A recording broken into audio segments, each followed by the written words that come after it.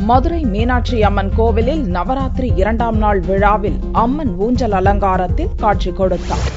உலக புகழ்பெற்ற மதுரை மீனாட்சி அம்மன் கோவிலில் நவராத்திரி திருவிழாவை முன்னிட்டு ஜெயமங்கலம் சுபமங்கலம் எனும் மைய கருத்துடன் கொலு கண்காட்சி அமைக்கப்பட்டுள்ளது. இந்த கண்காட்சியில் ஆயிரக்கணக்கான பொம்மைகள் இடம்பெற்றுள்ளன.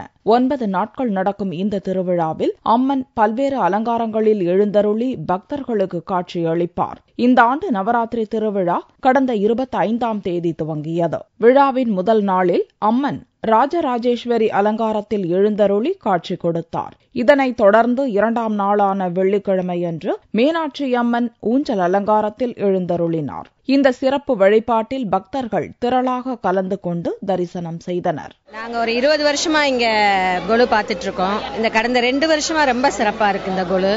இந்த 108 விநாயகர், லட்சுமி, அஷ்டலட்சுமி, விஷ்ணு தரிசனம், இது எல்லாமே ரொம்ப நல்லா இருக்கு. அம்மா ஊஞ்சல்ல இன்னைக்கு ஆடுறாங்க. இது சயனத்துல அம்மா நம்ம எல்லாரையும் காப்பாத்துற அம்மா இன்னைக்கு ஒரு நாள் சயனத்துல இருக்கிறது ரொம்ப சிறப்பா இருக்கும். அதனால ரொம்ப சந்தோஷமா இருக்கு, மனசுக்கு நிறைவா இருக்கு. கொலு ஃபர்ஸ்ட் டைமா பார்க்க வந்திருக்கோம். செகண்ட் டே ஆஃப் கொலுங்கிறதுனால ரொம்ப சிறப்பா இருக்கு. நிறைய அலங்காரம், ஊஞ்சல் அலங்காரம் எல்லாம் பண்ணிருக்காங்க. சோ வருஷம் எங்களுக்கு வரணும்னு சொல்லிட்டு ஆசையா இருக்கு. அக்டோபர் 3ஆம் தேதி வரை அம்மன் பல்வேறு அலங்காரத்தில் காட்சி கொடுக்கிறார். சனிக்கிழமை அன்று இரவு அம்மன் சயன கோலத்தில் எழுந்தருள்கிறார்.